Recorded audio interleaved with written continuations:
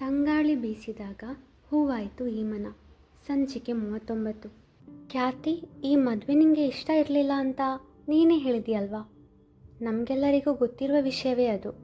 ಒಂದು ವೇಳೆ ಈ ಮದುವೆ ನಿಲ್ಲಿಸಲು ನೀನೇ ಯಾಕೆ ಆಜ್ಞಾಳನ್ನು ಕೂಡಿ ಹಾಕಿರಬಾರ್ದು?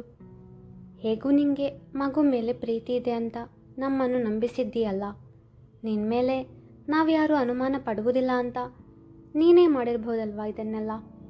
ಹೇಗೂ ಅದ್ರ ತುಂಬ ಕೋಪದಲ್ಲಿದ್ದ. ಇನ್ನೂ ಈ ಮದುವೆ ನಡೆಯುತ್ತೋ ಇಲ್ವೋ ಸಿಡುಕಿದಾಗ, ರೀ ಏನು ಅಂತ ಮಾತಾಡ್ತಿದ್ದೀರಾ?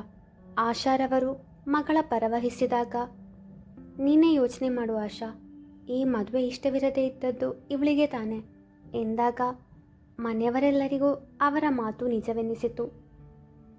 ನನ್ನ ಮಾತನ್ನು ಯಾರೂ ನಂಬೇಡಿ. ಹಾಗೆ ನನಗೆ ಈ ಮದುವೆ ಇಷ್ಟವಿರಲಿಲ್ಲ ಅಂತ ಹೇಳಿದೆ ನಿಜ, ಆದರೆ ಈಗಲೂ ಇಷ್ಟ ಇಲ್ಲ ಅಂತ ಹೇಳಿಲ್ಲ ತಾನೆ? ನನಗೆ ಈ ಮದುವೆಗೆ ಸಂಪೂರ್ಣ ಒಪ್ಪಿಗೆ ಇದೆ. ಇನ್ನು ನೀವೇ ಬೇಡ ಅಂದರೂ ಕೂಡ ನಾನು ಅವರನ್ನೇ ಮದುವೆ ಆಗೋದು. ಈ ಮನೆಯಲ್ಲಿ ನಿಮ್ಮೆಲ್ಲರ ಜೊತೆ ಇರೋದಕ್ಕಿಂತ ಪುಟಾಣಿ ಜೊತೆ ಅವಳ ಅಮ್ಮನಾಗಿ ನೆಮ್ಮದಿಯಿಂದ ಇರ್ತೀನಿ ಎಂದವಳೆ ತನ್ನ ಕೋಣೆಗೆ ಓಡಿದಳು. ಅವಳು ಮದುವೆಗೆ ಮನಸಾರೆ ಒಪ್ಪಿದ್ದಾಳೆ ಎಂದು ತಿಳಿದು ಮನೆಯವರಿಗೆಲ್ಲ ಖುಷಿಯಾಗಿತ್ತು. ಆದರೆ ಆಶಾರವರಿಗೆ ಅವಳ ನೋವು ಕಂಡು ಸಂಕಟವಾಯಿತು. ಅವಳ ಹಿಂದೆಯೇ ಅವಳ ಕೋಣೆಗೆ ಹೋದರು. ಮಂಚದಲ್ಲಿ ಅಂಗಾತ ಮಲಗಿ ಸೂರನ್ನು ದಟ್ಟಿಸುತ್ತಿದ್ದಳು ಖ್ಯಾತಿ. ಅವಳ ದುಪ್ಪಟ ಮಂಚದ ಕೆಳಗೆ ಬಿದ್ದಿತ್ತು. ಕಣ್ಣಿಂದ ನೀರು ಜಾರುತ್ತಿತ್ತು. ಬಂಗಾರಿ ಎಂದರು ಮೃದುವಾಗಿ. ಯಾಕೆ ಬಂದೆ ಮಮ್ಮಿ? ನಿಂಗೂ ಪಪ್ಪನ ಮಾತು ನಿಜ ಅನಿಸಿತು ಅಲ್ವಾ ಮಮ್ಮಿ ಎಂದಳು ಇಳಿದ ದನಿಯಲ್ಲಿ. ಇಲ್ಲ ಬಂಗಾರಿ ಎಂದವರೇ ಅವಳ ತಲೆಯನ್ನು ತಮ್ಮ ತೊಡೆ ಮೇಲಿಟ್ಟವರೇ ಅವಳ ತಲೆ ಸವರುತ್ತಾ, ಚಿಕ್ಕ ಮಕ್ಕಳು ಅಂದರೆ ನಿಂಗೆ ಎಷ್ಟು ಇಷ್ಟ ಅಂತ ನಂಗೆ ಗೊತ್ತಿಲ್ವ ಬಂಗಾರಿ? ಆಜ್ಞಾಳನ್ನು ನೀನು ತುಂಬ ಹಚ್ಕೊಂಡಿದ್ಯಾ. ನಿಮ್ಮಿಬ್ಬರನ್ನು ನೋಡಿದಾಗಲೆಲ್ಲ ನಾನು ಮತ್ತು ನೀನು ಹೇಗಿದ್ವೋ ಅದೇ ನೆನಪಾಗುತ್ತಮ್ಮ. ನೀನವಳಿಗೆ ನೋವಾಗೋ ಥರ ನಡ್ಕೊಳ್ಳಲ್ಲ ಅಂತ ನಂಗೆ ಗೊತ್ತು. ಯಾರೇನೇ ಹೇಳಿದರೂ ನಾನು ಅವರ ಮಾತನ್ನು ನಂಬಲ್ಲ ಮಗಳೇ. ನೀನವಳನ್ನು ಸ್ಟೋರ್ ರೂಮ್ನಲ್ಲಿ ಕೂಡಿ ಹಾಕಲು ಸಾಧ್ಯವೇ ಇಲ್ಲ. ದೃಢವಾಗಿ ನುಡಿದವರ ಕೈಗೆ ಚುಂಬಿಸಿದವಳು ಥ್ಯಾಂಕ್ ಯು ಎಂದಳು.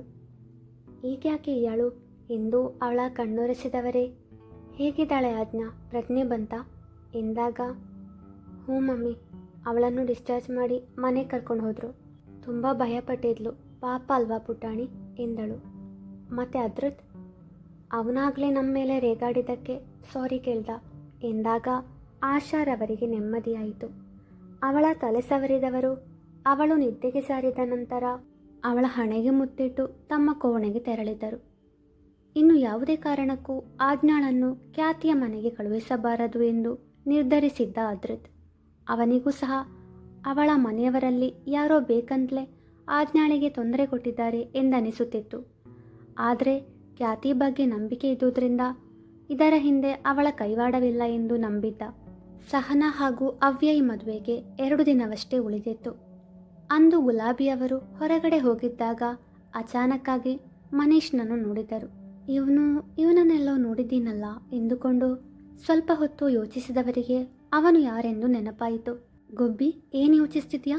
ಮಾಲಿನಿಯವರು ಕೇಳಿದಾಗ ಮನೀಶ್ ಸಿನಿಮಾ ನಿರ್ದೇಶಕ, ತಾನು ಅವನ ಸಿನಿಮಾದಲ್ಲಿ ಅಭಿನಯಿಸುತ್ತಿದ್ದೇನೆ ಎಂಬ ವಿಷಯ ಹೇಳಲಾಗದೆ, ಅದು ಈ ಹುಡುಗನನ್ನು ಎಲ್ಲೋ ನೋಡಿದ್ದೀನಿ, ಎಲ್ಲಿ ಅಂತ ಯೋಚಿಸ್ತಿದ್ದೆ ಎಂದರು. ಓ ಅವನಾ, ಮನೀಶ್ ಅಂತ, ಒಳ್ಳೆ ಫೋಟೋಗ್ರಾಫರ್. ಇಲ್ಲೇ ಪಕ್ಕದಲ್ಲಿ ಅವನ ಸ್ಟುಡಿಯೋ ಇದೆ. ನನ್ನ ಮಗನ ಮದುವೆಗೆ ಇವನೇ ಫೋಟೋಗ್ರಾಫರ್. ನೀನು ಆವಾಗ ಅವನನ್ನು ನೋಡಿರಬೇಕು ಎಂದರು. ಮಾಲಿನ್ಯವರ ಮಾತು ಕೇಳಿ ಅಚ್ಚರಿಯಾಗಿತ್ತು ಅವರಿಗೆ. ಇವನು ಫೋಟೋಗ್ರಾಫರಾ?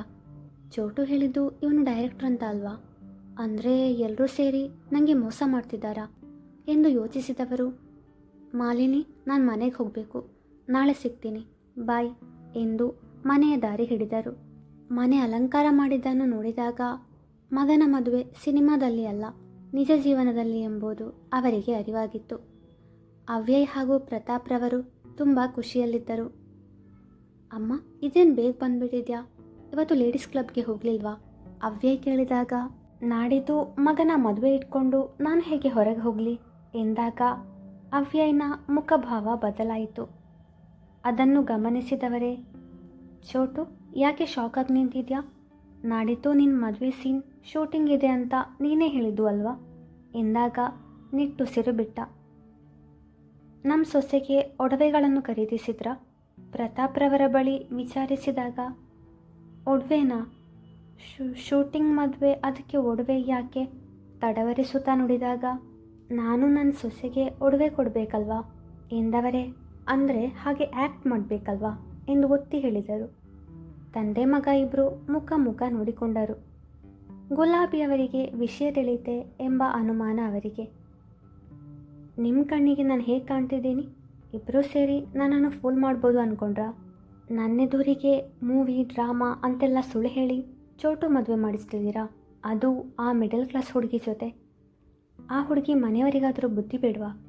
ಹುಡುಗನ ತಾಯಿಗೆ ಸುಳ್ಳು ಹೇಳಿ ತಮ್ಮ ಮಗಳ ಜೊತೆ ಮದುವೆ ಮಾಡಿಸ್ತಿದ್ದಾರೆ. ಹಾಂ, ಮಾಡಿಸದೇ ಏನು, ಎಷ್ಟಾದರೂ ಮಿಡಲ್ ಕ್ಲಾಸ್ ಜನ ಅಲ್ವಾ, ಅವರ ಮೆಂಟಾಲಿಟಿನೇ ಇಷ್ಟು. ನಮ್ಮಂಥ ರಿಚ್ ಫ್ಯಾಮಿಲಿ ಜೊತೆ ಸಂಬಂಧ ಬೆಳೆಸಿದರೆ ಅವರಿಗೂ ಸೊಸೈಟಿಯಲ್ಲೇ ಒಳ್ಳೆ ಹೆಸರು ಸಿಗುತ್ತೆ ಅನ್ನೋ ಭ್ರಮೆ. ನಮ್ಮ ಲೇಡೀಸ್ ಕ್ಲಬ್ ಮೆಂಬರ್ಸ್ಗೆ ಈ ವಿಷಯ ಗೊತ್ತಾದರೆ ನನಗೆ ಎಷ್ಟು ಇನ್ಸಲ್ಟ್ ಆಗುತ್ತೆ ಗೊತ್ತಾ? ಆ ಮಾಲಿನಿಗೆ ಗೊತ್ತಾದರೆ ಊರಿಡೀ ವಿಷಯ ಹಬ್ಬಿಸ್ತಾಳೆ. ತಮ್ಮ ಅಸಮಾಧಾನವನ್ನು ಹೊರಹಾಕಿದರು. ಅಮ್ಮ, ಸಹನಾ ಹಾಗೂ ಅವಳ ಮನೆಯವರ ಬಗ್ಗೆ ಏನೂ ಹೇಳಬೇಡ. ನಿಂಗೆ ಸುಳ್ಳು ಹೇಳಿ ಅವರ ಮನೆ ಕರ್ಕೊಂಡು ಹೋದವನು ನಾನು. ಏನಾದರೂ ಅನ್ನೋದಾದರೆ ನಂಗನ್ನು.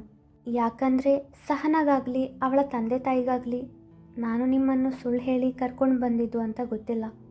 ಇನ್ನು ನಿಮ್ಮ ಲೇಡೀಸ್ ಕ್ಲಬ್ ಮೆಂಬರ್ಸ್ ವಿಷಯ ನಂಗೆ ಬೇಕಾಗಿಲ್ಲ.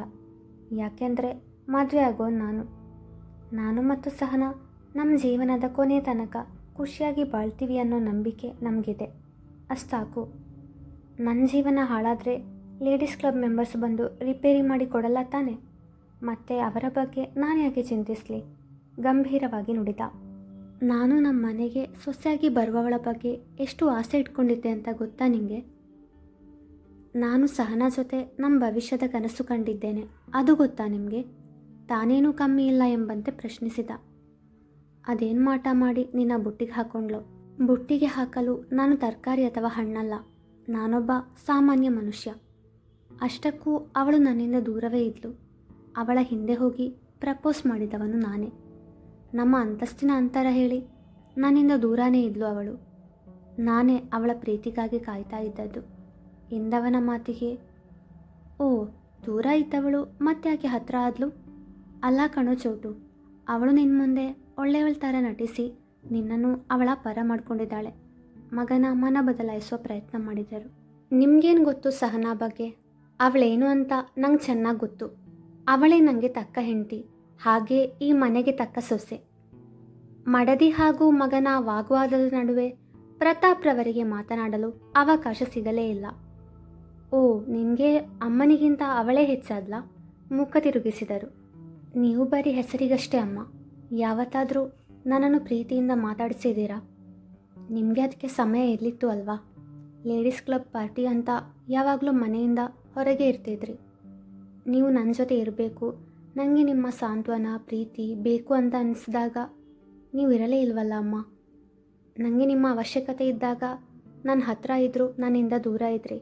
ಈಗ ನನ್ನ ಪ್ರೀತಿ, ನನ್ನ ಸಂತೋಷ ನನ್ನ ಜೀವನದಲ್ಲಿ ಪ್ರವೇಶಿಸುವ ಹೊತ್ತಿಗೆ ನನ್ನಿಂದ ನನ್ನ ಪ್ರೀತಿಯನ್ನು ದೂರ ಮಾಡೋಕ್ಕೆ ನೋಡ್ತಿದ್ದೀರಾ? ಆದರೆ ಅದು ಖಂಡಿತ ಸಾಧ್ಯ ಇಲ್ಲ. ಸಹನಾ ನನ್ನವಳು. ನಾನು ಮದುವೆ ಅಂತಾದರೆ ಅದು ಅವಳನ್ನೇ, ದೃಢವಾಗಿ ನುಡಿದ. ಹೌದಾ? ಹಾಗಾದರೆ ಇವತ್ತೇ ಎರಡರಲ್ಲಿ ಒಂದು ತೀರ್ಮಾನ ಆಗಲಿ. ನಿನಗೆ ನಾನು ಬೇಕೋ ಅವಳು ಬೇಕೋ? ನೀನು ಅವಳನ್ನೇ ಮದುವೆ ಆಗೋದಾದರೆ ನಾನು ಈ ಮನೆ ಬಿಟ್ಟು ಹೋಗ್ತೀನಿ ಎಂದರು ಕೊನೆಯ ಅಸ್ತ್ರ ಎಂಬಂತೆ. ಹೋಗಿ, ಯಾರು ಬೇಡ ಅಂದರು ಎಂದ ನಿರಾಸಕ್ತಿಯಿಂದ. ಚೋಟು, ಚೀರಿದವರು ತಮ್ಮ ಪತಿಯತ್ತ ಬಂದು, ನೋಡಿದ್ರಾ ಮಗ ಏನು ಹೇಳ್ತಿದ್ದಾನೆ ಎಂದಾಗ, ಸರಿಯಾಗೇ ಹೇಳಿದ್ದಾನೆ. ಮಗನ ಪರವಾಗಿ ಮಾತನಾಡಿದರು ಪ್ರತಾಪ್ರವರು. ಓ, ನೀವು ಇವನ್ ಪರನಾ? ಸರಿ, ನಾನೀಗಲೇ ಮನೆ ಬಿಟ್ಟು ಹೋಗ್ತೀನಿ ಎಂದು ಮುಂದೆ ಹೆಜ್ಜೆ ಇಟ್ಟರು. ಆದರೆ ಮನದಲ್ಲಿ ನಿಂತ್ಕೊ ಅಂತ ಹೇಳಿ ಎಂದುಕೊಳ್ಳುತ್ತಲೇ ಇದ್ದರು. ಗುಬ್ಬಿ, ನಿಂತ್ಕೋ, ಪ್ರತಾಪ್ರವರು ಹೇಳಿದಾಗ ಅವ್ಯಯ್, ಅಪ್ಪ, ನಾನು ಸಹನಾಳನ್ನು ಯಾವುದೇ ಕಾರಣಕ್ಕೂ ದೂರ ಮಾಡಲ್ಲ ಎಂದ. ಪತಿ ಕರೆದಾಗ ಸಂತೋಷವಾದರೂ ಅದನ್ನು ತೋರಗೊಡದೆ, ನಿಮಗೆಲ್ಲ ನನಗಿಂತ ಅವಳೇ ಹೆಚ್ಚಲ್ವಾ, ಇನ್ಮೇಲೆ ನಾನು ಈ ಮನೆಯಲ್ಲಿರಲ್ಲ ಎಂದರು ಗಂಭೀರತೆ ನಟಿಸಿ. ಹೋಗೋದಾದರೆ ಹೋಗು, ನಾವು ನಿನ್ನನ್ನು ತಡೆಯಲ್ಲ.